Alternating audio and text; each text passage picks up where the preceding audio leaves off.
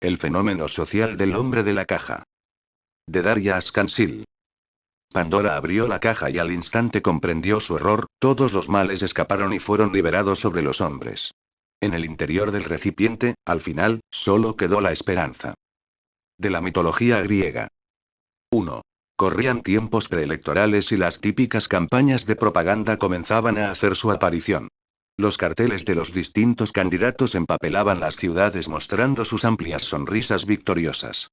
Las acompañaban frases como somos el futuro, el cambio necesario, sabemos lo que necesita el país, sabemos gobernar, digamos no al miedo, digamos sí al cambio, etc. Los spots de campaña en la televisión reflejaban exactamente lo mismo, más algunas promesas de las tantas que se repetían incansablemente en todos los tiempos de elecciones, y que jamás llegaban a cumplirse.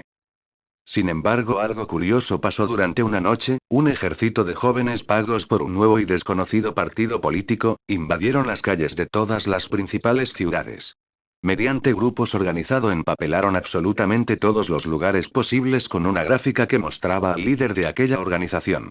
No solo las paredes habían sido tomadas, sino que aquel hombre había pagado una enorme fortuna para alquilar con mucha anticipación todos los carteles para gigantografías ubicados en los edificios, autopistas y principales rutas, desde aquel día hasta el de las elecciones.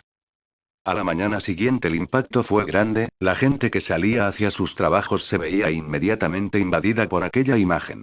Incluso las pegadas masivas habían llegado hasta los barrios más alejados. En sí, la gráfica no salía de lo común, y al igual que la de los otros partidos que habían sido tapadas en su totalidad, mostraban al candidato sonriendo con un eslogan de campaña algo simplón. No obstante, tenía sus peculiaridades, la foto del hombre se veía en plano americano recortada sobre un fondo totalmente negro, salvo por un tenue destello de luz que circunvalaba su rostro y daba la sensación de ser una especie de aura. La expresión de su cara era fascinante, coronada por una profunda mirada de ojos claros, transmitía confianza y tranquilidad, casi generaba deseos de abrazar a aquel sujeto. El eslogan citaba tenemos todas las soluciones a sus problemas y están aquí, al alcance de nuestra mano y hacía referencia a una caja cuadrada de unos 40 centímetros de lado que el hombre sostenía con ambas manos. Más abajo vote por un futuro mejor. Agrupación Pandora, donde siempre hay esperanza. La reacción de la gente fue diversa, pero en todos generó opinión. La curiosidad invadió a aquellos a los que la propaganda les había parecido agradable, e incluso a los que no, y todos se vieron intrigados por saber de quién se trataba.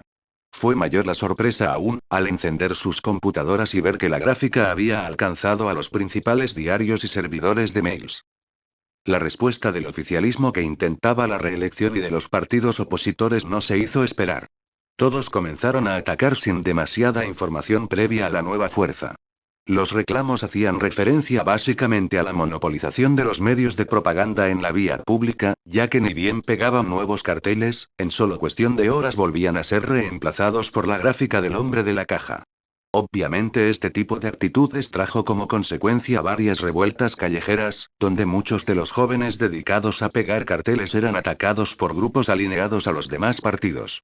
Esto en un comienzo derivó en un mega operativo de seguridad privada costeado por la agrupación Pandora, pero los ataques menguaron con el paso del tiempo. Según se creía, dicha agrupación se había hecho acreedora del manejo de aquellos grupos intrigantes. Solo a las pocas semanas el efecto de la propaganda comenzó a evidenciarse, si bien no se había concretado ninguna aparición pública del hombre de la caja, las encuestas oficiales ya mostraban a la agrupación Pandora con unos nada despreciables 5 puntos. Finalmente, al mes de iniciado los acontecimientos, el principal diario del país publicó una edición especial con un suplemento puramente dedicado a develar todos los aspectos referentes al hombre que tenía en vilo a toda la nación. Hasta el momento, la información que se había hecho circular no era más que puras especulaciones, campañas sucias y propaganda barata. Si bien la tirada del periódico fue la más comprada de los últimos 10 años, para la decepción de la mayoría de los lectores el producto no fue lo esperado. El suplemento en sí no tenía más de 3 hojas y además en una de ellas no había más que 2 fotografías, una por página, ampliadas de forma tal que la cubriesen en su totalidad. De la poca información que habían podido recoger en aquella supuesta investigación especial, no había mucho más de lo que ya se sabía. El hombre de la caja ciertamente existía y tenía un nombre y apellido, se trataba de un empresario nacido en el país que desde muy joven se había radicado en el extranjero. Allí, había hecho una fortuna como inversionista de Internet, luego sabiamente había desembarcado en distintos negocios de los que en realidad poco se sabía. Debido a esto, no se tenía conocimiento con exactitud de con cuánta fortuna contaba, pero se estipulaba que al menos rondaría en los 1.200 millones de dólares. En cuanto a la agrupación Pandora, tampoco era mucha la información que se tenía. Se había podido descubrir que toda su operativa se llevaba a cabo mediante empresas tercerizadas en el extranjero, y se manejaban además con un gran hermetismo. En el país, se estaba montando una central partidaria que ocupaba varios pisos en el edificio de comercio más emblemático de la ciudad capital. Para el resto de la nación, ya habían puesto en marcha el plan de instaurar múltiples unidades básicas, y con el fin de gestionarlas, se planeaba empezar a seleccionar gente a través de un portal de Internet. La verdad era que la agrupación, no era una agrupación en sí, de hecho, oficialmente solo estaba compuesta por 3 integrantes, el hombre de la caja y sus 2 hombres de mayor confianza. El diario les había dado los motes de mano derecha y mano izquierda, dado sus orígenes políticos. Mano derecha era un poderoso empresario capitalista con firmes contactos en varios países. No tenía una militancia partidaria comprobada, pero se sabía que había colaborado con varios partidos de centro-derecha antes de sumarse al equipo del nuevo candidato. Por el contrario, mano izquierda era un político de segunda fila más bien desconocido, pero con comprobada militancia en 2 partidos de centro-izquierda y presunta participación en algunos grupos de izquierda más radicalizada. Lo que sí era común en ambos casos, era que al igual que el hombre de la caja poseían un currículum ejemplar y un prontuario absolutamente en blanco. Lo más curioso de aquel pobre suplemento eran las fotos que llenaban la última página. La primera mostraba al hombre de la caja llegando a un restaurante, la segunda lo mostraba ya cenando acompañado de sus 2 fieles compañeros. Lo que más llamaba la atención, era el hecho que en las fotos también apareciera la caja, la vieja y querida caja que desde hacía semanas se mostraba en las gráficas que cubrían todo el país. En la primera imagen, la que mostraba al hombre llegando al restaurante, la caja era sostenida entre sus manos al bajar de un vehículo acompañado de 2 hombres de seguridad. En la segunda, la caja se encontraba sobre una mesa ubicada a la derecha de la que se encontraban reunidos los 3 comensales.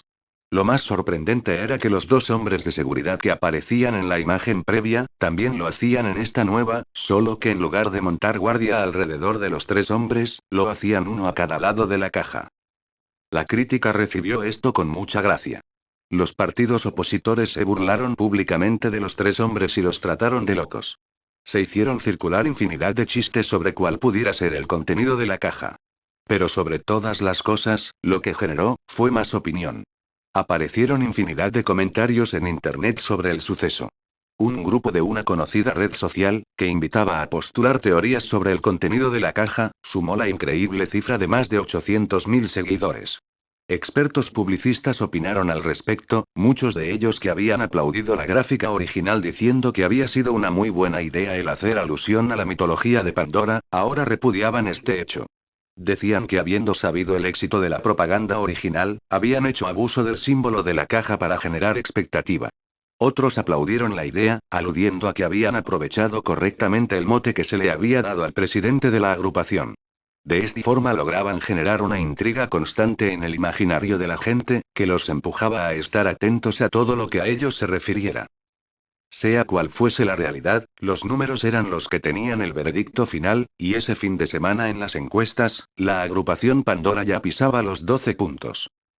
2. Hasta aquel momento acercarse a cualquiera de los miembros que conformaban el trío había sido imposible, transformándose en la obsesión de muchos periodistas. La presión de los medios masivos comenzó a hacerse notar, y los pedidos insistentes para la presentación pública de una fórmula presidencial se multiplicaban. Los principales informativos tanto radiales como televisivos, así como también los periódicos, peleaban para obtener la exclusiva primera entrevista al hombre de la caja. Mientras, se sabía que este alternaba su tiempo entre distintos lugares del extranjero, solo volviendo al país por plazos de tiempo muy cortos y por medio de vuelos privados.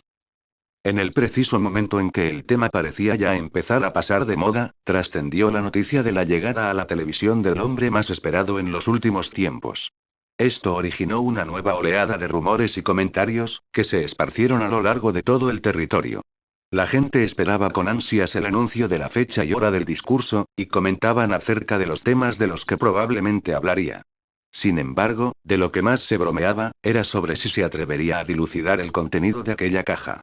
En los programas políticos hablaban sobre la posibilidad de una entrevista, o más aún, invitaban a un debate abierto. Se acompañó a la nueva oleada de rumores, con la renovación de la totalidad de las gráficas callejeras. A partir de entonces se haría costumbre su recambio cada 2 semanas, aunque siempre manteniendo una idea similar a la original. La agrupación, por su parte, anunció que dicha aparición televisiva se haría por medio de un spot publicitario, y si bien la noticia no fue muy bien recibida, el éxito del estreno fue contundente. Las agencias encargadas de medir el rating aseguraron que la propaganda había alcanzado un pico de audiencia del 67%, algo que ya se podía considerar histórico. Dicho spot resultó carecer de un argumento sólido, no obstante era digno de una producción hollywoodense. Era notoria la calidad de la filmación y la buena tina en el uso de efectos especiales. Mostraba en un primer plano a un grupo de mineros extremadamente cansados, que blandían fuertemente sus picos sobre la roca. Uno de ellos parecía a punto de desfallecer, y en el preciso momento en que resbalaba iba a caer, una mano lo sujetaba. Entonces el hombre se despabilaba y giraba la cabeza para ver quién era su benefactor. El cuadro cambiaba y hacía su aparición el hombre de la caja. La música que comenzaba a sonar de fondo era orquestal, hermosa, dulce y claramente conmovedora. La figura del hombre se recortaba perfectamente sobre la oscuridad de la caverna que le servía de fondo, trayendo a la mente el recuerdo de la ya tradicional gráfica. Se lo había filmado además un poco desde abajo, haciéndolo parecer muy alto y dándole un aspecto omnipotente. De su cabeza se desprendía un halo de clara luz, y luego, un primer plano de sus ojos apaciguadores pero penetrantes, culminaba la escena. Al siguiente instante se mostraba a los mineros, curiosamente eran 12, formando una ronda de la que el hombre era parte. Ahora estaba de igual a igual con ellos, sin nada en particular que lo distinguiera. Con una sonrisa en sus labios y gesto altruista, le daba la mano al que había ayudado y le palmeaba el hombro. Entonces, el hombre se agachaba por un momento y levantaba del suelo la caja. Mirando hacia la cámara y con una voz por demás de cálida y tono de locutor decía: nuestra solución está aquí, al alcance de nuestra mano. Al alcance de tu mano. El hombre comenzaba a abrir la caja acompañado de un fondo sonoro que comenzaba a transitar la rampa hacia su clímax. En el preciso instante en que iba a verse el contenido, la cámara cambiaba su ubicación y mostraba su espalda. Más adelante y a sus costados los rostros de los mineros que veían de qué se trataba, comenzaban a mutar en una mueca de extraordinaria fascinación. Un increíble estallido de luz se producía junto con el estallido musical. Comenzaban a desfilar en primer plano los rostros fascinados y ahora cubiertos de una mágica luz de los mineros. Se los veía limpios y bien peinados, cuando otrora aparecían con su cara llena de suciedad. La cámara pasaba a ubicarse en los cielos filmando la montaña donde se encontraban. La luz salía de la mina mediante una explosión y comenzaba a recorrer el territorio como una onda expansiva. Y entonces, distintos milagros se sucedían a su paso. Se mostraba un río contaminado que al pasar la luz volvía a estar completamente limpio y árboles quemados que al ser bañados con tal resplandor florecían. Un grupo de niños que caminaban angustiados, eran irradiados mientras observaban el cielo, comenzando a reír felizmente.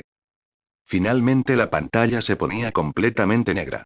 Aparecía la frase "Vote por un futuro mejor" y a continuación Agrupación Pandora, donde siempre hay esperanza. Las nuevas críticas no tardaron en hacerse oír. Todos los miembros de los demás partidos bastardearon hasta el cansancio al spot. También se sumaron a la partida muchos periodistas alineados con el oficialismo y otros partidos de oposición. Un programa en particular, organizó una serie de emisiones especiales dedicadas a tratar lo que ya era llamado el fenómeno de la caja. Un grupo de los más distinguidos antropólogos, sociólogos, periodistas, políticos y todo tipo de intelectuales de renombre, desfilaron por aquel espacio emitiendo su opinión al respecto. Trataban de explicar lo manipuladora que resultaba la propaganda de la agrupación Pandora. Hacían mención del hecho de que intentaban generar en la gente la sensación de estar ante un salvador, al investir con claros símbolos de santidad al hombre. Comparaban la gráfica con las estampas religiosas. También el uso en el spot de la caja como una herramienta capaz de generar milagros. Denunciaban que la voz que salía al aire no era realmente la del hombre, sino que utilizaban aquel tono de locución dulce y penetrante como un medio coercitivo. Ni hablar de su particular mirada, a la cual los de ideas más extremas culpaban de buscar un cierto grado de hipnosis sobre el público. Durante los 3 primeros días, el spot solo se emitió en un canal de televisión que en aquellos tiempos políticos, había permanecido casi en un espacio neutral. Lo hizo además de forma reducida, pero luego la cosa cambió. Se habló de que la agrupación Pandora había tenido que desembolsar una enorme cantidad de dinero, para que le brindaran espacio televisivo en cadenas pertenecientes a grupos empresariales alineados con el oficialismo u otros partidos. También se abarajó la teoría de que la agrupación habría adquirido algunas de las cadenas, o comprado acciones en cantidad suficiente como para tener poder de acción sobre las mismas. La versión oficial solo habló de lograr un terreno de juego justo, y darle la misma posibilidad de salir al aire a todos los partidos políticos que quisieran exponer su propuesta. Lo cierto, es que el bombardeo mediático que se generó fue increíble y sin precedentes. El spot comenzó a transmitirse en todos los canales de aire y los principales de cable. Se lo podía ver durante todo el día, y en cada corte publicitario de los programas de hora pico y con mayor audiencia. Muchos medios periodísticos que en un comienzo habían criticado fuertemente la campaña, habían empezado a obviar el tema o simplemente a mostrar una postura menos reaccionaria. Algunos otros incluso, habían comenzado a tener algunas palabras a favor y solo unos pocos mantuvieron su postura contraria. Los programas de farándula, por su parte, también se habían visto seducidos por el rating que generaba el fenómeno que estaba en boca de todos. Llenaban horas y horas de programación con historias extrañas, poco claras y de fuentes no muy confiables. La mayoría de ellas relacionaban sentimentalmente al hombre de la caja con alguna mujer mediática de reputación dudosa. Incluso la más disparatada y a su vez la que más trascendió por estos espacios, fue la de una a la que apodaron Poti, que aseguraba estar esperando un hijo de él. La mujer recorrió todos los canales donde fue recibida, asegurando estar embarazada de un hijo especial. Hablaba del hombre como una especie de nuevo Dios, y de su futuro hijo como una especie de nuevo Jesucristo. La agrupación Pandora no emitió ningún comunicado al respecto, pero se creía que debía haber tomado cartas en el asunto. En pocos días se dejó de hablar de ella, y Poti se borró de la faz de la tierra. Sin embargo, nuevas y jugosas historias continuaron surgiendo. Los programas de humor también hicieron eco del nuevo fenómeno social. La parodia que se volvió más popular fue la que realizaba un actor cómico en un sketch al que llamaron Charlas con la Caja. Un invitado semanal se sentaba al lado de una caja copia fiel a la del spot, esta se abría, y allí aparecía la cabeza del comediante. Mantenían un diálogo humorístico durante el cual, el invitado le contaba sus problemas al comediante esperando que obre con sus milagros. Él, en cambio, respondía con todo tipo de soluciones desopilantes. Para este caso la agrupación Pandora tuvo palabras elogiosas, incluso se habló de un acercamiento político a dicho cómico. Nada se comprobó a ciencia cierta, pero con el tiempo solo comenzaron a desfilar invitados que simpatizaban con el nuevo movimiento. Tal fue así, que la agrupación eligió nada más y nada menos que aquel espacio para hacer su primera aparición oficial en público, despreciando incluso la invitación de los más prestigiosos programas de política. Aquel día el rating se disparó por las nubes, cuando a la hora de recibir a los invitados, hicieron su aparición nada más y nada menos que mano derecha y mano izquierda. Durante la semana siguiente fue el tema de conversación más recurrente. Se elogió en la mayoría de las cadenas de todos los medios, la increíble elocuencia y sentido del humor de ambos sujetos. Pero, apenas se mencionó el hecho de que habían evitado tocar temas políticos.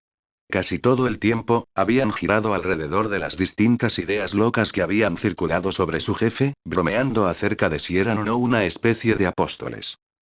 Este tipo de bromas y afirmaciones, generaron disconformidad entre los miembros del clero. Los principales líderes de iglesias cristianas, las cuales eran mayoría en la nación, sintieron que se ofendía a la imagen divina de Jesucristo. Tales comentarios fueron aprovechados por los detractores del nuevo movimiento, ya que la religión poseía una fuerte incidencia sobre gran parte de la opinión pública del país. Varios de los más eminentes clérigos, incluso algunos de jerarquía internacional, fueron invitados a dar su opinión en los distintos medios masivos. La agrupación Pandora tampoco permaneció ajena a este hecho. Mediante un comunicado de prensa aseguró no tener vinculación con los rumores que circulaban sobre la supuesta divinidad de su presidente. Culpó de tales calumnias y malas interpretaciones a sus opositores, y sobre todo se definieron como excelentes y respetuosos cristianos. Y no solo esto, sino que además decidieron subir la apuesta. Anunciaron que su candidato presidencial se entrevistaría en persona con el principal líder religioso de la nación. Esta se convertiría así, en la primera visita de campaña del hombre de la caja, que anecdóticamente seguía permaneciendo oculto a pesar de lo avanzado de la misma. Los que criticaron esta acción, incluso aseguraban que su aparición pública rompería con el misticismo que lo rodeaba y lo perjudicaría. Pero cuando finalmente se llevó a cabo la reunión, fue en privado, y no pudo saberse más al respecto que la versión oficial de la Iglesia. Días más tarde el clérigo aceptó ser entrevistado, aseguró públicamente que había tenido el agrado de ser visitado por un excelente cristiano en todas las formas posibles. Elogió además el trabajo que estaba llevando a cabo la agrupación, del cual no mucho se sabía por cierto, y el empeño que tenían en mejorar día a día. Para terminar, sonriente expresó que estaba seguro que en aquella caja, siempre habría un lugar para el corazón de todos los fieles. En las encuestas que siguieron a estos sucesos, la agrupación se disparó, y alcanzó el 25% del favor de la gente.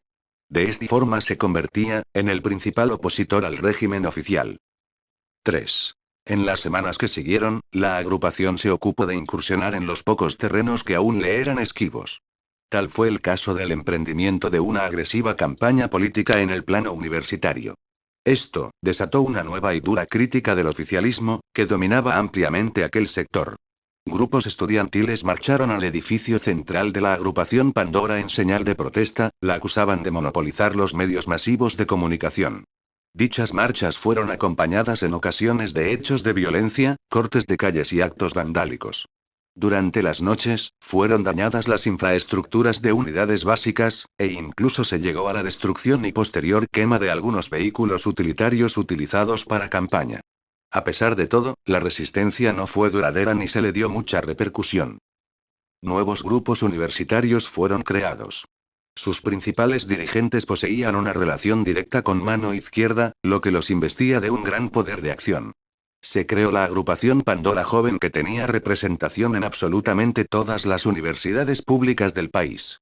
Un considerable número de jóvenes se alineó a la nueva fuerza, consiguiendo en algunos casos la victoria en las elecciones que se llevaron a cabo, tanto de los centros estudiantiles como de los claustros. Si después de todo esto quedaban algunas dudas sobre el verdadero alcance del movimiento, la llegada de la primavera se encargó de disiparlas. La Semana de la Moda se celebró en aquellos días con una tendencia evidentemente muy influenciada. Se vieron en los desfiles de todas las principales marcas, cantidad de modelos basados en cubos. Había vestidos en forma de cubos, remeras en forma de cubos, polleras en forma de cubos, incluso las modelos utilizaban peinados altamente elaborados con esdier. La bajada comercial fue menos agresiva, y si bien los vestidos a la venta no mantuvieron esta tendencia, sí lo hicieron los accesorios, que se convirtieron en el furor de la temporada. Las mujeres adquirían carteras y mochilas por encargues que se demoraban hasta semanas. Las fábricas se veían altamente desbordadas de pedidos. Cuando se les consultaba a los principales diseñadores acerca del motivo que los había llevado a marcar tal tendencia, simplemente preferían evitar el tema o daban respuestas esquivas. Los fabricantes veían esto como un negocio espectacular, ya que no tenían dudas que tal incómoda moda no tardaría en pasar. Solo hacía falta ver lo difícil que resultaba manejarse con una cartera o mochila en forma de cubo perfecto, para darse cuenta que estos accesorios pronto estarían guardados en el fondo de algún ropero para nunca volver a ser utilizados. Faltando solo 2 meses para las elecciones, la Facultad de Ciencias Sociales de la principal universidad del país, publicó un curioso informe que tuvo gran repercusión. Se trataba de un trabajo grupal llevado a cabo por los estudiantes de la carrera de Sociología, donde se había entrevistado a varios grupos de personas de ambos sexos y de todas las edades. Entre los resultados más curiosos podían distinguirse los siguientes. Y de varias figuras geométricas que se les habían enseñado, el 80% había elegido al cubo como su predilecta. Y en un juego de asociar una palabra a un objeto, el 78% al ver a un cubo había pronunciado la palabra esperanza. Y en las distintas jugueterías, se había incrementado en un 50% la venta del juego de ingenio conocido como cubo mágico. Incluso se llegó a editar una versión especial para consola, donde se debían cumplir distintas misiones a medida que se avanzaba en la resolución. De este modo, el alcance llegó incluso a los más jóvenes. Faltando ya solo 2 meses para las elecciones, los voceros de la agrupación anunciaron la implementación a escala nacional de un plan de colaboración social. Se lo llamó una caja de vida. El plan contaba de una ayuda económica que doblaba a la que actualmente brindaba el Estado. Además, facilitaba una caja de productos de limpieza y alimentos cuya forma podrá adivinar cuál era, que se repartía por semana. A las familias con hijos en edad escolar, también se les proveía todos los útiles necesarios. El plan fue muy bien recibido por la gente, y en general la crítica fue muy favorable. Se trataba probablemente del primer legítimo accionar político de la agrupación, y tratándose de una fuerte incursión en el plano social, pocos se atrevieron a criticarlo.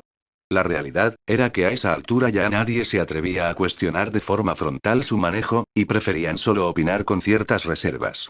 Ante cualquier palabra algo subida de tono que tuviera como destino desprestigiar a la agrupación, los medios que ya en su mayoría apoyaban al nuevo candidato, apuntaban a volcar la opinión pública en su contra.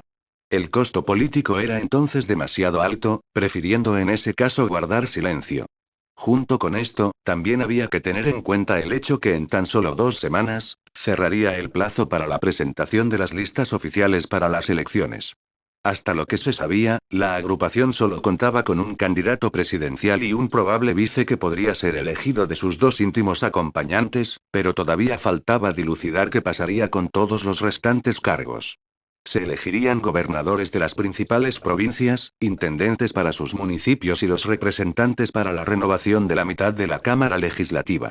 Era de esperarse que la agrupación buscara formar alianzas políticas con algunos partidos opositores, de hecho, se sabía que junto con el lanzamiento del nuevo plan social, se habían llevado a cabo los primeros contactos extraoficiales.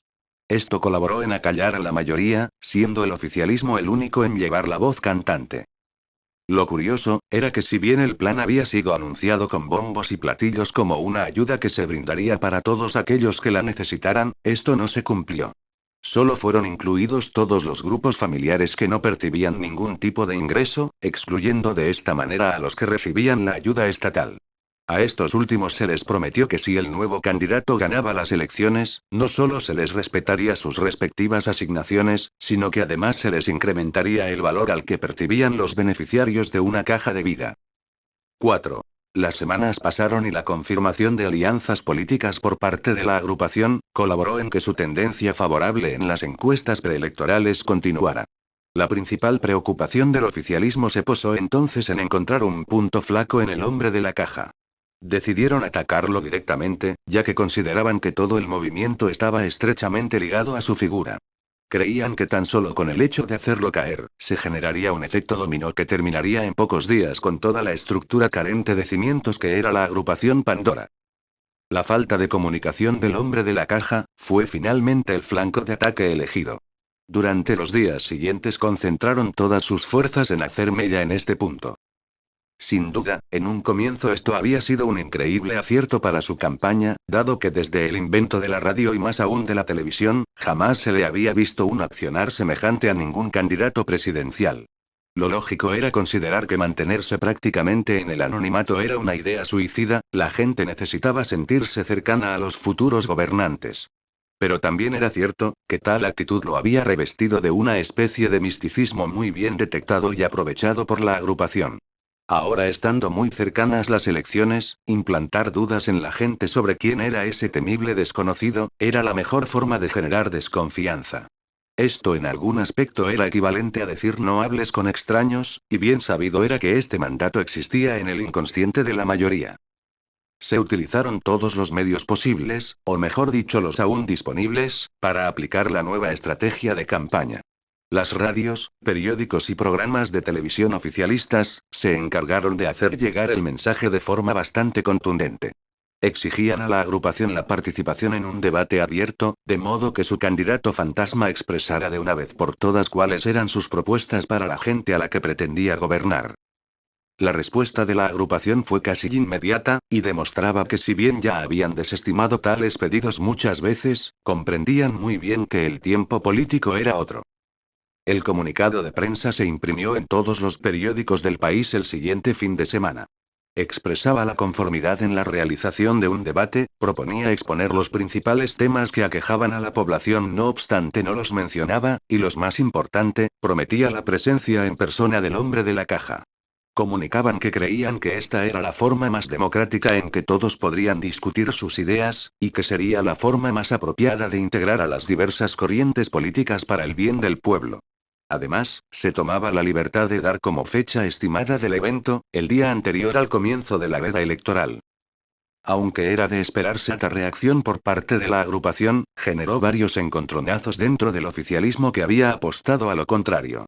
Sabían que aquella no era una sociedad que condenara políticamente a aquellos candidatos que se abstuvieran de presentarse a los debates, por lo tanto el principal objetivo, que era generar desconfianza, se había perdido. Esto provocó que muchos de los integrantes del actual gobierno criticaran la estrategia de desprestigio adoptada, dando a entender que solo había servido para demostrar el miedo que ellos mismos tenían a la pérdida de las elecciones en un más que probable ballotaje. Intentaron negociar una fecha para el debate que les resultara más beneficiosa. Adelantarla les brindaría más tiempo para golpear los puntos débiles que pudiera dejar expuestos el hombre de la caja. La propuesta fue recibida con una rotunda negativa, y no solo por parte de la agrupación, sino por todos los demás partidos. La mayoría de ellos ya contaban con blanqueadas alianzas políticas con el nuevo movimiento. De esta forma, al oficialismo solo le quedó la opción de aceptar la fecha indicada de facto, sabiendo que no contarían con ningún margen de acción posterior. 5. Durante el mes previo al debate, el despliegue propagandístico llevado a cabo por la agrupación rompió todos los esquemas conocidos. Si hasta el momento había logrado sorprender incluso a los más reconocidos expertos internacionales en la materia, ahora ya era digno de su propio capítulo en la historia mundial de las campañas electorales. La totalidad de las gráficas que empapelaban a esa altura todo el país, fueron renovadas casi a diario. Los motivos mostraban nuevamente al hombre y su poderosa caja, pero ahora sobre un fondo totalmente blanco. Rezaban frases como: el momento de la luz ha llegado, un día más cerca de nosotros. El hombre conservaba esa aureola luminosa alrededor de su cuerpo y su rostro, esa que ya lo caracterizaba. Al igual que al comienzo de la campaña, las pegadas se realizaban durante la noche, a modo de conseguir un fuerte impacto durante la mañana. Se estrenaron dos nuevos spots televisivos. Todas las propagandas llevaban, además del número de lista electoral y su clásico eslogan, un dato curioso: invitaba a todos a acompañar al nuevo hombre del pueblo al debate final hacia la victoria. Para esto último se indicaba la fecha, lugar y hora, a la cual saldría la caravana que llevaría al hombre hacia la sede elegida para dicho evento, que no era nada más ni nada menos que el Aeroparque Internacional de la capital. Como plaza para el debate, se había designado de común acuerdo al principal estadio del país, que servía como sede para los espectáculos de más renombre y que contaba con la capacidad para una de las mayores audiencias posibles. Ambos sitios distaban de unas 10 manzanas entre sí. Todo sería televisado por cadena nacional en vivo y en directo. La agrupación Pandora había adquirido una nave destinada a albergar aviones en dicho aeroparque. Allí, según se rumoreaba, se estaba construyendo en tiempo récord una especie de carroza que serviría como vehículo para transportar a su líder. Para lograr un mayor hermetismo, se había obligado a firmar contratos de confidencialidad a todos los que allí trabajaban. Habían importado casi toda la ingeniería y mano de obra del extranjero, con la finalidad de evitar la filtración de información. Todo el hangar se había decorado con gigantografías propagandísticas y sobre la salida principal, se estaba confeccionando un cartel de dimensiones descomunales con el nombre de la agrupación. En todas y cada una de las gráficas se podía leer el número de lista, que había prácticamente desplazado de su lugar de privilegio a la caja. Se estaba construyendo también un asfalto especial, que comunicaba dicha salida con la principal avenida que costeaba el aeroparque. Para esto, se había derribado uno de los paredones principales y se había montado un portón corredizo de unos 30 metros de longitud, que hacía las veces de acceso al predio y de vidriera. Todo el mundo que pasaba por allí desviaba su atención hacia las enormes propagandas. Sobre el techo de la nave se había montado en tan solo una semana, un cartel gigante que podía ser visto desde kilómetros a la redonda, y estaba adornado con una gráfica que mostraba al líder en todo su esplendor. En todo el camino se estaban montando reflectores e incluso dos mangrullos con infinidad de luces de diversos colores. El recorrido de 10 calles hasta el estadio debía efectuarse casi en su totalidad sobre la misma avenida. La agrupación también desplegó allí su poderío. Se colocaron banderas a lo largo de todo el trayecto, cantidades de reflectores, costosos juegos de iluminación, parlantes aptos para intemperie, carteles de todo tipo y según se comentaba, todos los equipos eléctricos y electrónicos eran controlables por vía satelital. Se criticó fuertemente al intendente de la ciudad por permitir tales abusos en la utilización del espacio público, más aún por haber llegado él al poder de la mano del oficialismo. Hacía algún tiempo era sospechado su posible cambio de bando, y los rumores se habían confirmado al formalizarse las listas electorales. Buscaría la reelección formando parte de la agrupación. El alcance de las obras para el debate final hacia la victoria, no solo se limitaba a la ciudad capital, sino que abarcaba todo el territorio nacional. Se habían adquirido predios en todas las capitales provinciales y se estaban llevando a cabo obras similares. Se planeaba reunir a todos los partidarios en aquellos sitios, en ellos transmitirían en vivo y en directo a través de pantallas gigantes todo el trayecto que realizaría el hombre de la caja, y su participación en el evento. Se prometía terminar la velada con una gran fiesta donde no faltaría la bebida y la comida gratis. Todas las ciudades y pueblos estaban empapelados con las invitaciones, no había perdón para aquel que se perdiera la noche del siglo. Todas las obras fueron terminadas en el tiempo récord de un mes. Un pequeño diario independiente, publicaría en el futuro un informe que estimaría el presupuesto de aquellos días de campaña, en el mismo que se habría utilizado para salud en todo el país, a lo largo de más de 10 años. Esa sería su última edición. 6. El día del debate llegó, y la agrupación se encargó de que así lo supiera todo habitante del territorio desde el preciso momento en que abriera sus ojos.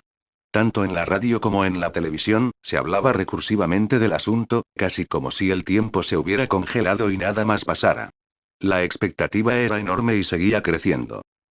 Los habitantes más madrugadores de la ciudad capital salieron ansiosos a la calle buscando partir rápido con sus vehículos.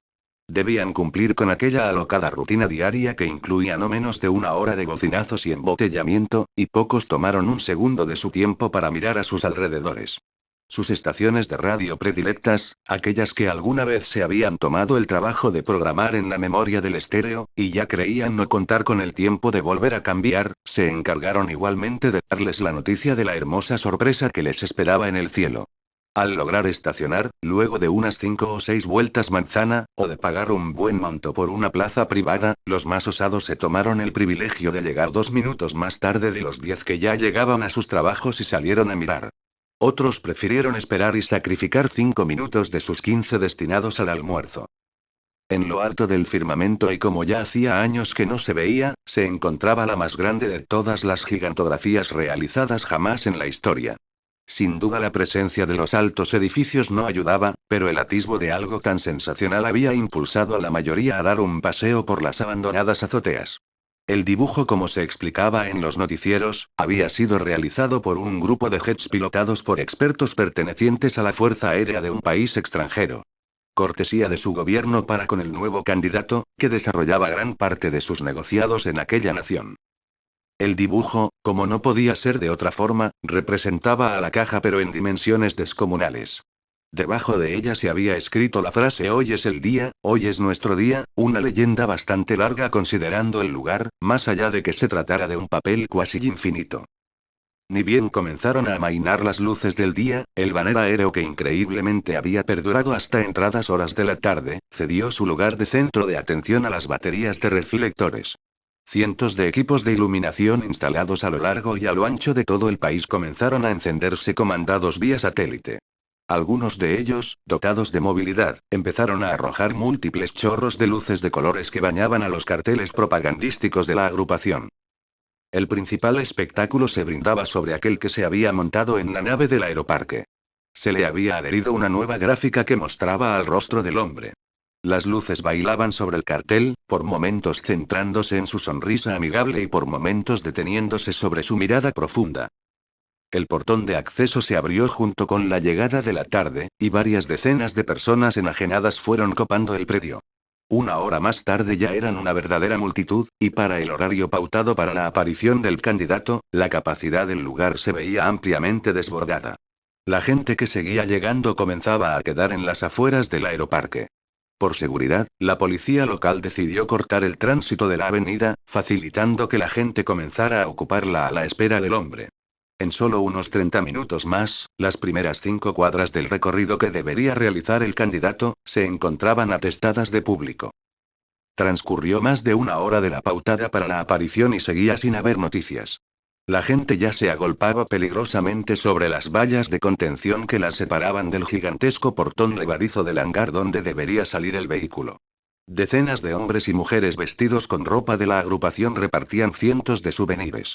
Algunos eran clásicos pines, otros folletos con la boleta electoral, pero los que se habían robado la atención del público eran los llaveros.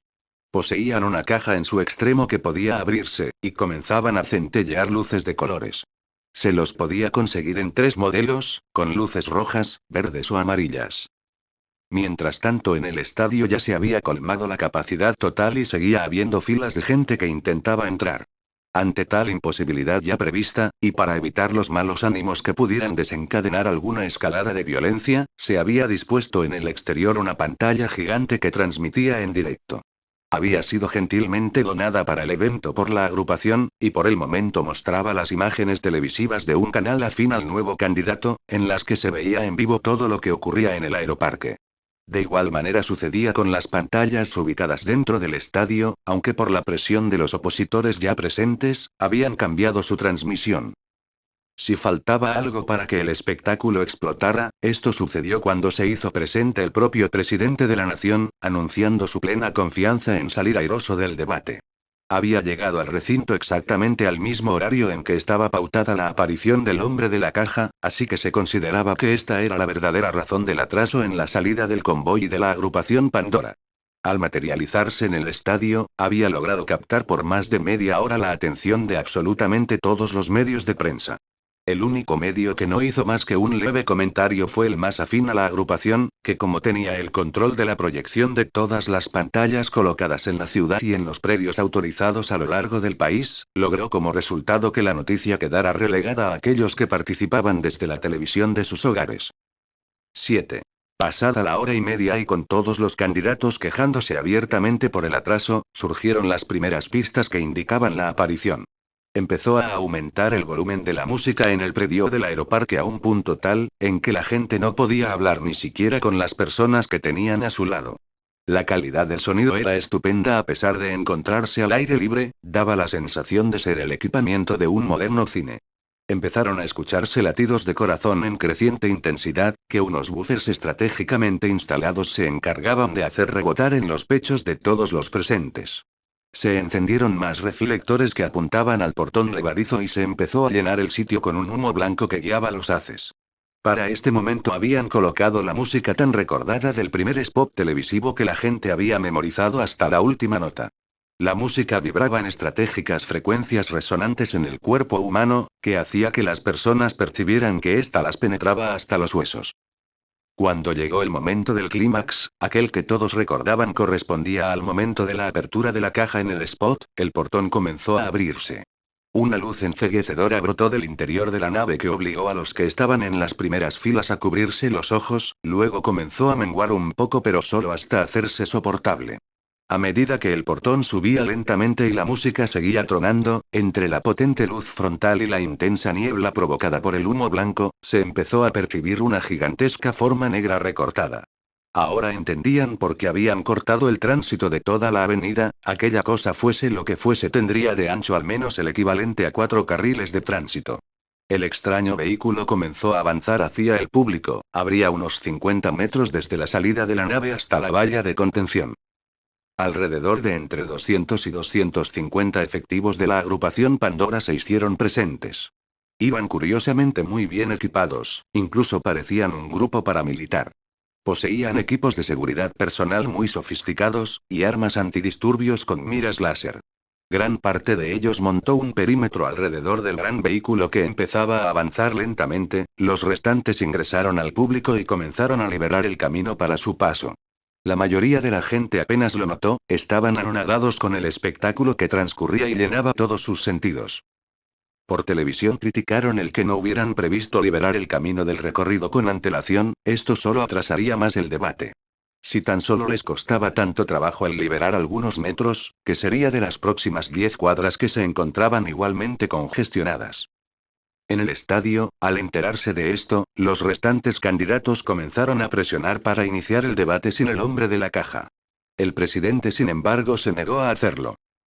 Cuando el gran vehículo salió por completo del hangar, las luces interiores menguaron y en cambio se encendieron cantidad de reflectores montados en él, que dejaron a la vista su naturaleza de carroza cuasi carnavalesca.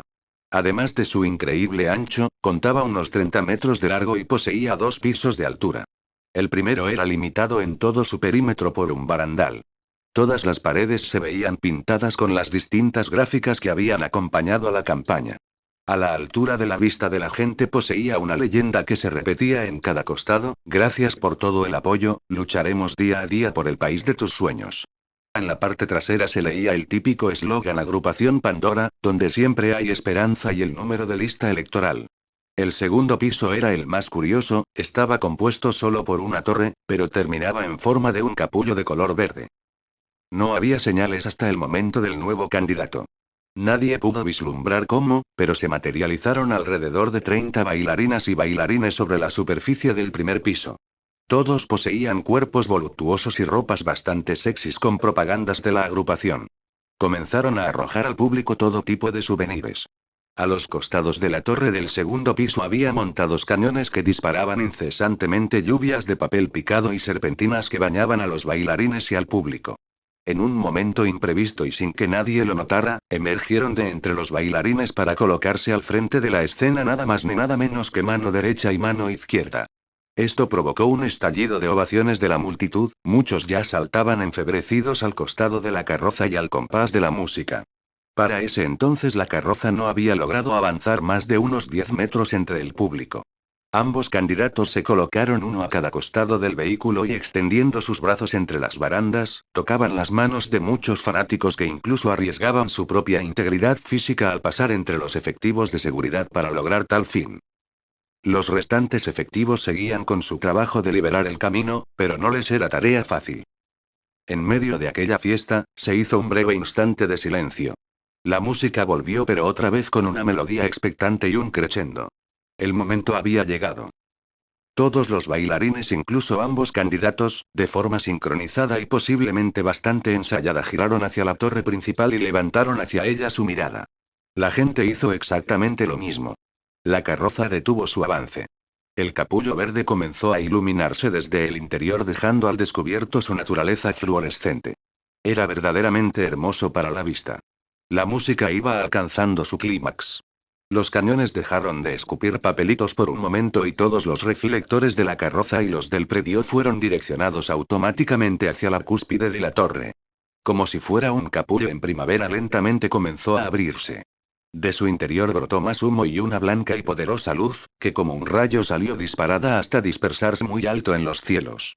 Desde dentro del capullo, y como si estuviera naciendo al mundo, la figura recortada en negro de un hombre comenzó a elevarse. Evidentemente algún tipo de ascensor montado en el interior de la carroza, lentamente lo traía a la superficie. Cuando llegó al exterior, la luz que nacía desde dentro se apagó y finalmente se pudo ver al hombre de la caja en todo su esplendor.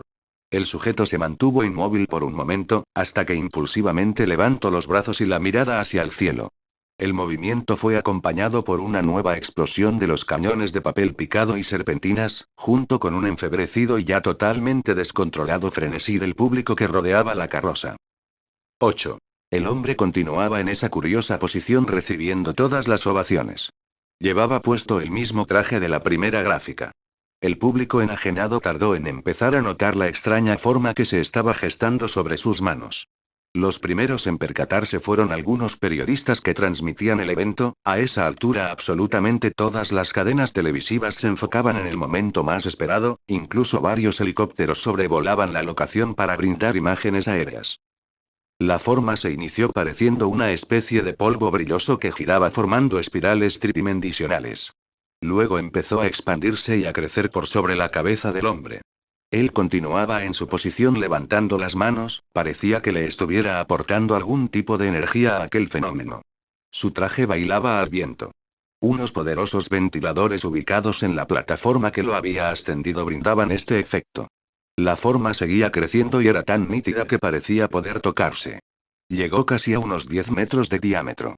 Algunas personas comenzaron a retroceder asustadas, no eran conscientes del millonario equipo de hologramas láser con el que contaba la carroza y que estaba gestando aquel impactante espectáculo de efectos especiales. La forma comenzó a girar cada vez más rápido hasta llegar a velocidades vertiginosas, llegó el momento en que era hasta difícil mirarla. Primero formó una esfera perfecta, pero luego comenzó a cambiar en otra cosa. El eje de giro, que estaría inclinado unos 30 grados de la vertical, comenzó a expandirse hasta formar una punta. También ocurrió lo mismo en otras partes. La forma ahora se asemejaba a un rombo algo de Entonces la velocidad comenzó a bajar y los rostros comenzaron a iluminarse al ir descubriendo cuál era el resultado de aquella transmutación. La forma final que quedó ante los ojos de todos, fue simplemente la caja. El holograma detuvo finalmente sus giros y se colocó en posición tal como si la caja estuviera apoyada sobre las manos del hombre, y entonces, lentamente comenzó a abrirse. En este punto la música se encargó de crear una atmósfera de suspenso.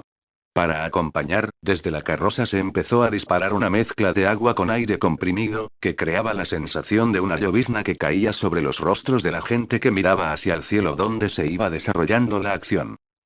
Cuando finalmente se abrió, y al igual que en las imágenes de televisión, un brillo estalló en el interior del objeto sin masa y comenzó a expandirse como una ola por entre la gente.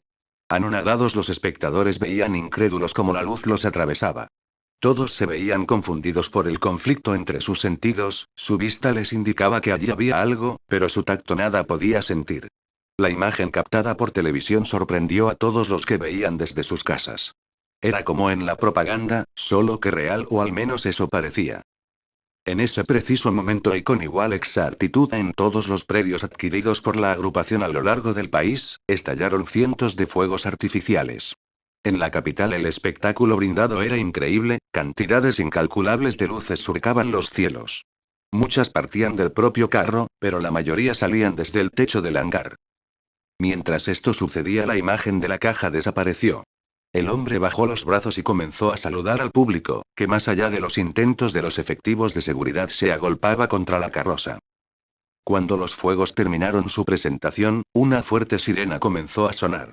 De repente una poderosa música estilo marcha estalló en los parlantes, y las calles de la ciudad se convirtieron en la rave más grande que hubiera conocido la historia.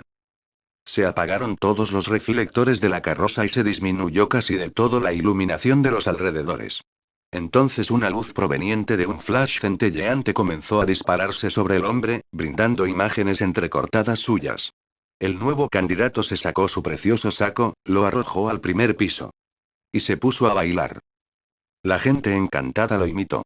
Los costosos equipos que habían formado el holograma de la caja, se invirtieron hacia el público y comenzaron a disparar rayos láser de colores y a reflejar formas que variaban con la música. De los costados de la carroza se comenzó a disparar más humo y también espuma. Varios de los bailarines descendieron del primer piso y abrieron puertas secretas a los costados del vehículo. Desde allí, repartían gaseosas frías a la multitud y bolsas con comida. Lo mismo se hacía en varios vehículos colocados a lo largo de las 10 cuadras de camino hacia el estadio. Fiestas similares habían estallado en todos los predios a lo largo del país. 9. En el estadio los ánimos habían llegado a un punto de máxima tensión. Finalmente se había decidido iniciar el debate sin la presencia del hombre de la caja, pese a la presión del propio presidente que aseguraba su no participación dado el caso. Muchos de los organizadores presentes asegurarían después de tiempo, que el primer mandatario habría agarrado a patadas sillas y roto vasos al enterarse de que el evento se realizaría de todas llenas. El debate comenzó entonces con los restantes candidatos de la oposición. Se contaba con un moderador elegido de común acuerdo, un prestigioso periodista político que conducía un programa radial, aunque de no mucha repercusión. Había sido la única opción no vetada por la agrupación ni por el oficialismo, ya que poseía un discurso bastante imparcial. El moderador leía una pregunta, generalmente apuntada hacia problemas económicos y sociales, y luego por turnos cada candidato comentaba su propuesta. Lo hacían hasta sonar una chicharra que administraba los tiempos. Luego, había una etapa de derecho a réplica. A la media hora de comenzado el debate, solo la mitad del público permanecía allí. A la hora el fracaso del evento estaba confirmado. La mayoría de los candidatos aprovechaba su tiempo al micrófono para repudiar las actitudes tanto del presidente como la del líder de la agrupación, que en ese momento no había avanzado más de 3 cuadras del recorrido total. Para cuando la carroza llevaba más de una hora de marcha, el hombre desapareció de la cima de la torre aunque la fiesta continuó sin él. Cuando reapareció se encontraba otra vez con su saco. No había rastros de transpiración en su cuerpo a pesar de todo lo que había bailado. Estaba reluciente e impecable, había adoptado nuevamente su actitud formal. Las luces volvieron a encenderse y la música cesó, los reflectores se posicionaron en él. Tenía en su mano derecha un micrófono que llevó a su boca, y para el encanto de todos por fin habló. Todas las especulaciones sobre una probable voz falsa se fueron al tacho. La más increíble y profunda de las voces de locución brotó de sus labios, tal y como la gente lo había escuchado en las distintas propagandas. Solo algunos pocos notaron un extraño y demasiado extenso delay entre el movimiento de su boca y el sonido proveniente de los parlantes. La gente lo escuchó como si se tratara de un famoso músico de rock saludando en uno de sus recitales. Aprovechaban cada espacio de tiempo para vitorearlo. Soy el hombre más feliz del mundo. Estoy tan contento, porque hoy he conocido a mis amigos. Todos ustedes están en mi mente, y es mi misión en esta vida proporcionarles todo lo necesario para que sean felices. Hemos roto el espejo. Ese que impedía a los hombres de poder, no ver más allá de sí mismos. Hemos tenido la oportunidad de ver juntos detrás de él. Ver a esta hermosa multitud que somos. Ver al futuro de una nación que cree. Una nación que quiere crecer. Una nación que lo merece. Aquellos que se han burlado durante años del pueblo han intentado golpearme y destruirme. Han intentado infundirnos miedo. Pero no lo han logrado y no estoy asustado. No estamos asustados. Hoy hemos encendido nuestra vela. Hoy al mirarnos todos juntos hemos encontrado a Dios. En este punto los aplausos estallaron, el hombre levantaba sus brazos al cielo y giraba saludando a la gente. Antes de que se detuvieran comenzó a hablar rápidamente y con mucha potencia como si fuera un predicador. Señalaba a las personas y gritaba, volvió a quitarse el saco y lo arrojó con violencia. Estoy tan emocionado que no puedo esperar para conocerte. Pero no importa. Estoy tan excitado. Pero no importa. Mi voluntad es buena. ¡Ey, ey, ey! La sirena volvió a sonar junto con el alarido de la multitud, las luces se volvieron a apagar, la música estalló y la fiesta continuó. Al llegar a la mitad del recorrido hacia el estadio, la carroza Yanis molestó en seguir avanzando, el debate había terminado hacía mucho. El hombre se retiró hacia el interior del vehículo poco tiempo después de reiniciada la rave. Entrada la madrugada y como frutilla para el postre, los reflectores volvieron a encenderse y enfocaron a un helicóptero que descendió hasta muy cerca de la torre. De este se lanzó una escalerilla y bajó un efectivo de seguridad de la agrupación.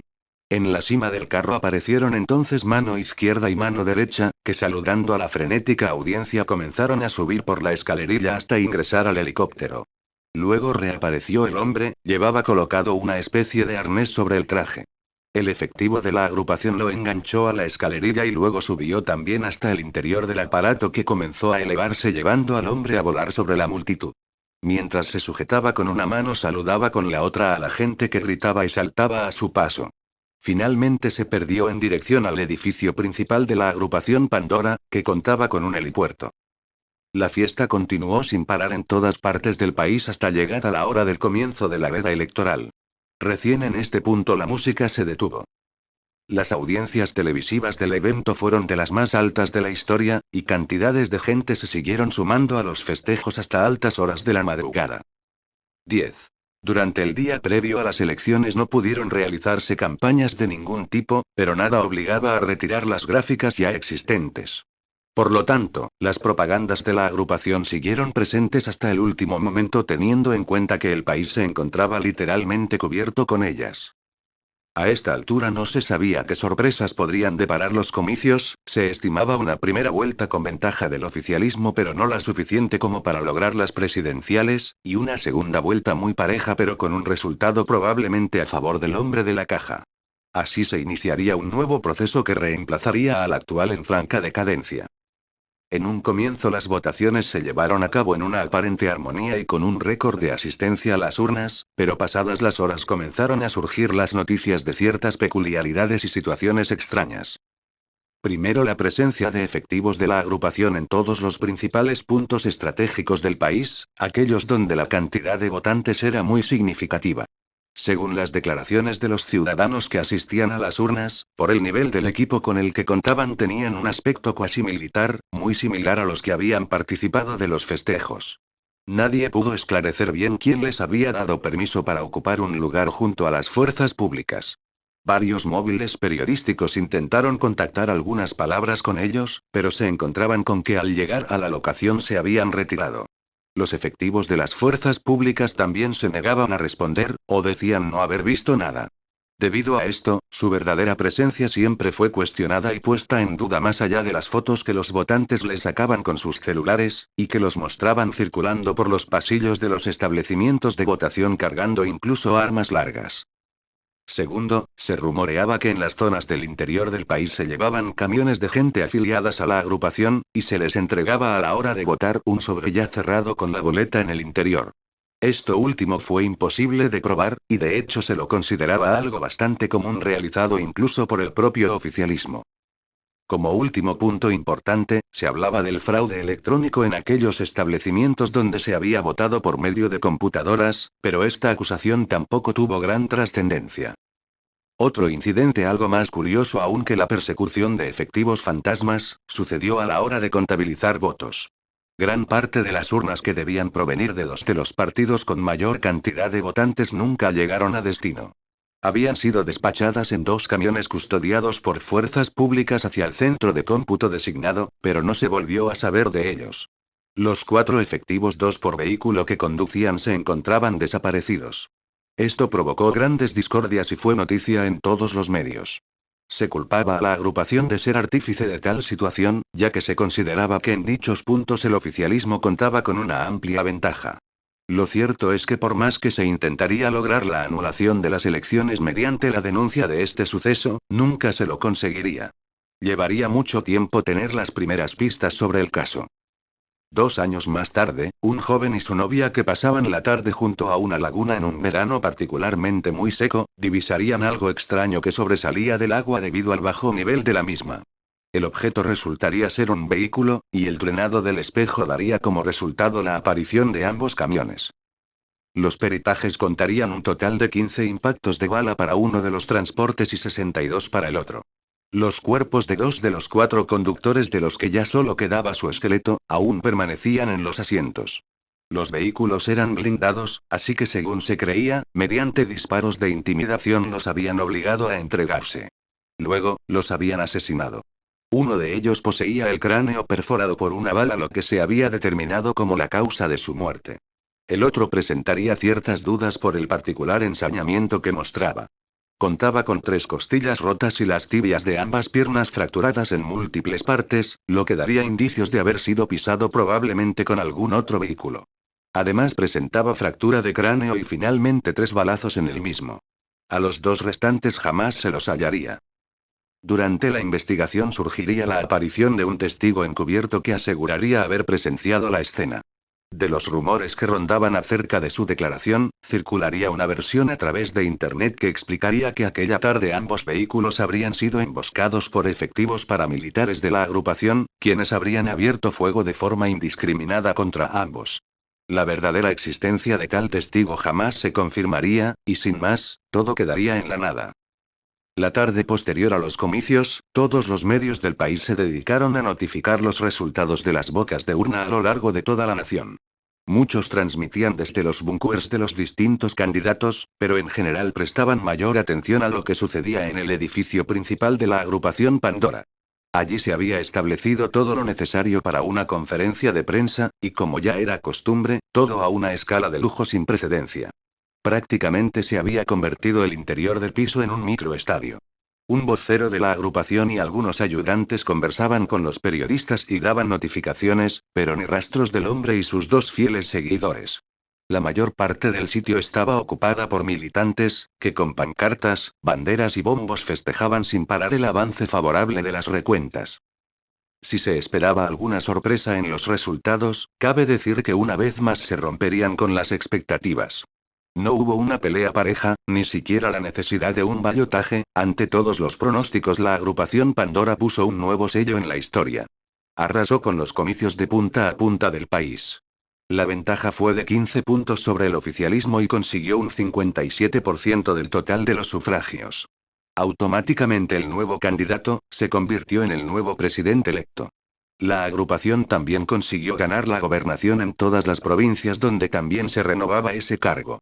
Asimismo, la mayoría de las intendencias zonales, y una gran cantidad de representantes en la Cámara Legislativa que también renovaba la mitad de sus miembros. Las celebraciones no se hicieron esperar y fueron tan increíbles como las del día del debate, extendiéndose al igual a lo largo de todo el territorio. También contaron con la aparición del hombre de la caja que junto con mano derecha y mano izquierda saludaron a todo su público desde su particular microestadio. La fiesta contó con el discurso de los tres. Primero habló mano izquierda, quien era ahora el gobernador electo de la principal provincia del país. Después le siguió mano derecha, quien era el vicepresidente electo. Finalmente, y como broche de oro, ante una lluvia de papeles y bajo el rugido de la multitud, habló el hombre, el nuevo presidente. 11. Los 2 años siguientes fueron relativamente buenos contando la gran presencia de oposición en la Cámara Legislativa, pero con la elección que renovó la mitad faltante, la agrupación se quedó con el control casi total. Las sanciones de leyes que favorecían a los proyectos del hombre de la caja no se hicieron esperar, y las que no lograban salir a la luz por este medio, eran impuestas por medio de decretos ley. De esta forma, la gobernación nacional tomó un tinte muy personalista. Algunas provincias que permanecían aún bajo el mando de fuerzas opositoras pusieron el grito en el cielo, pero casi todas ellas fueron intervenidas por el gobierno central. Incluso se llegaron a vivir hechos de suma violencia que terminaron con varios heridos y decenas de detenidos. Las que no fueron intervenidas, que resultaron ser las de menos recursos, contaron con una fuerte reducción de sus presupuestos provenientes en gran parte de partidas de dinero aportadas por el mando nacional. Fueron de esta manera condenadas a vivir casi en la miseria. Sin posibilidades de crecimiento alguno, las fuertes crisis sociales internas generaban masas que apuntaban el dedo hacia sus gobernadores, provocando que estos tuvieran que bajar la cabeza ante el poder presidencial o incluso dimitir del cargo. En el plano educativo no se realizaron casi inversiones. La principal fuente de oposición surgió entonces en las universidades. Como respuesta, el gobierno instauró un ente que repartía presupuestos extras a aquellas instituciones universitarias que cumplían con exigencias fijadas por ellos mismos con la colaboración de capitales privados. Todas las que se negaban, debían sobrevivir con bajos recursos que apenas les alcanzaban para permanecer abiertas. La economía del país se basó en una idea liberal. Con la finalidad de atraer capitales extranjeros a los bancos del país, se facilitaron plazos fijos con rentabilidades extraordinarias. Esto terminó constituyendo una especie de fraude piramidal basado en el viejo esquema de Ponzi, que funcionó mientras la cantidad de inversionistas crecía. Durante el tiempo que duró el verano económico generado, se logró obtener un gran flujo de dinero líquido que se utilizó para cubrir subvenciones y planes sociales, que sirvieron a su vez para generar una especie de clientelismo político. Los más necesitados, que dependían de la ayuda del gobierno central para subsistir, temían que ante la ausencia del líder se les quitaran tales beneficios. En este contexto se produjo la primera reelección del hombre de la caja, que ganó por una amplia ventaja y sin ningún tipo de sobresalto. Aprovechando su momento de máxima popularidad, se aprobó en la Cámara Legislativa una reforma constitucional que permitía al presidente la reelección indefinida. La oposición, que se encontraba dividida, carente de líderes apropiados y sin una estructura política adecuada, poco pudo hacer para evitar este hecho. Pasado algunos años comenzó a gestarse una crisis económica de carácter global que provocó que muchos inversores colocaran su dinero en valores más seguros. Debido a esto, la curva de inversiones pasó a ser más bien potencial que exponencial, y los ingresos empezaron a no ser lo suficientemente altos para pagar los intereses adeudados. Para tal fin, se recurrió entonces al pago mediante el uso de reservas, recortes presupuestarios en salud y educación y aumento de impuestos. Como pasado el tiempo la situación continuó agravándose, el sistema comenzó a colapsar bajo su propio peso. El gobierno, bajo el mando del hombre de la caja, tomó la decisión de crear una especie de regla inflacionaria que determinaba una cierta devaluación programada de la moneda local.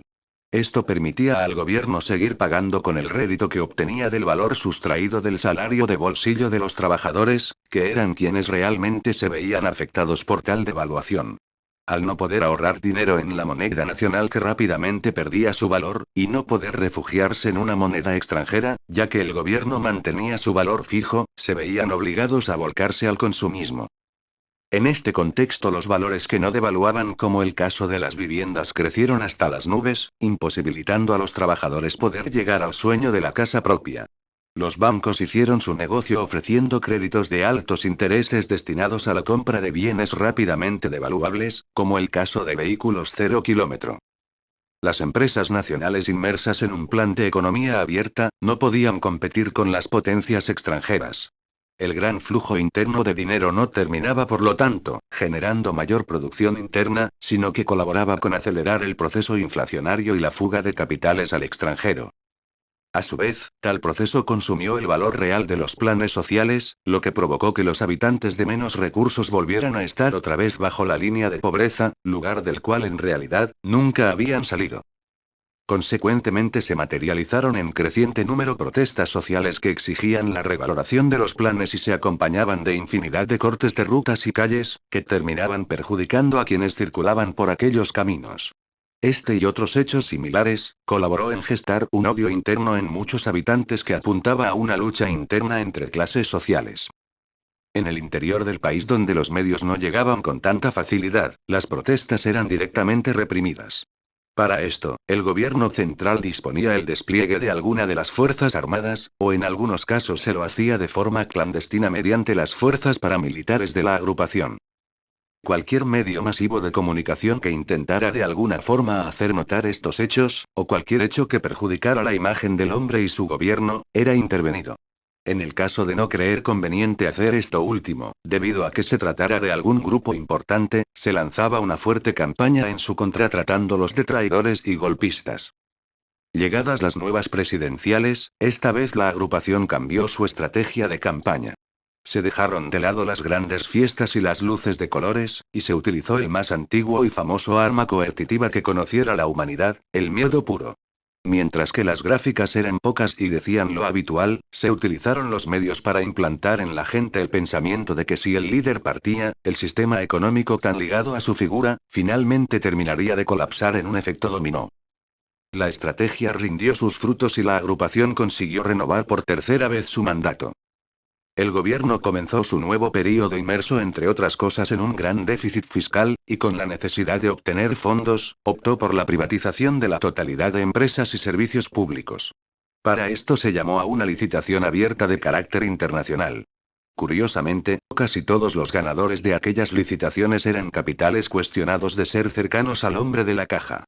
Los servicios fueron dados en concesiones no inferiores a 30 años a empresas que, según se sabía, respondían a la nueva y flamante multinacional International Pandora's Group. Tales privatizaciones eran además bastante poco convenientes, ya que obligaban al Estado a financiar con dinero público las obras de mejoras a realizarse y que luego serían explotadas por las empresas privadas. El cierre de fábricas, sumado a la creciente ola de despidos de las empresas privatizadas, provocó un aumento del desempleo hasta niveles alarmantes. Muchas familias que anteriormente pertenecían a una clase media o media baja, eran arrastradas también a vivir en la pobreza. Ni hablar de las de clase baja, que ya ni siquiera podían acceder a un alquiler. Ya sin reservas de dinero, sin un polo industrial adecuado y sin empresas públicas capaces de absorber algo del desempleo, el gobierno se apoyó casi en su totalidad en los créditos del extranjero. Pasó el siguiente lapso de tiempo pidiendo dinero a un ente llamado Banco Global de Financiamiento a tasas de intereses altísimas. Este era sostenido por poderosas naciones extranjeras que ahora pasaban a ser acreedoras del país, también por varias empresas privadas de reconocimiento internacional, como el caso de la International Pandora's Group. Pasado el tiempo y con una deuda que llegaba a las nubes, el banco comenzó a exigir al país políticas de recorte poco convenientes, negándose de lo contrario a renovar los préstamos. Finalmente, y como última medida económica del gobierno de la agrupación, se procedió a congelar por un término de 10 años el dinero que se encontraba en las cuentas bancarias de los pocos ahorristas, que era en muchos casos la única fuente de sustentación de los mismos. Este fue repartido entre la banca privada para evitar su quiebra, y lo restante fue utilizado por ellos para financiar su último año de mandato, sin contar los grandes desvíos de fondos no registrados. Ya culminando su tercer período al frente y con una opinión pública total en su contra, prepararon su salida del gobierno, no así del poder. Vendieron tierras fiscales a muy bajos precios a empresas cercanas a la agrupación, y terminaron de privatizar la explotación de los recursos naturales como el caso de la minería, el petróleo y los recursos hídricos. Esto sumado al control que ya habían cedido convenientemente de los servicios y la generación de energía, lograría que siguieran teniendo un gran poder de acción. El cuadro político entrante se vería asumiendo en plena crisis, atado de manos y piernas y fuertemente condicionado a la negociación. Tardarían años hasta que se encarara alguna demanda judicial en contra de los responsables de tales desfalcos, pero no llegarían a nada. La mayoría de los jueces habían sido partícipes del movimiento y puestos a dedo, era hora de devolver gentilezas. Todos, incluso el hombre de la caja, serían sobreseídos de sus respectivas causas. Las preguntas que surgieron en los medios tantas veces acallados o comprados fueron todas similares. ¿Quiénes eran los verdaderos culpables? ¿Eran las empresas que se habían enriquecido gracias al país, para luego marcharse en los malos tiempos, o solo habían hecho el negocio que se les había permitido? ¿Eran el problema las distintas crisis, o la carencia total de medios para enfrentarlas? ¿Eran entonces los grandes culpables el hombre de la caja y sus secuaces al mando del gobierno? Pero si este era el caso, ¿no era el propio pueblo quien los había puesto ahí? La verdad tal vez no fuera solo una, pero si había algo cierto, el hombre de la caja había montado un show para ser presidente, y había conseguido el rating necesario. El pueblo había abierto la caja con la fe de encontrar algo mejor, pero permitió que todos los males cayeran sobre sí mismo. Una vez más al final. Solo le quedó la esperanza. Daria Ascansil. Enero del 2012.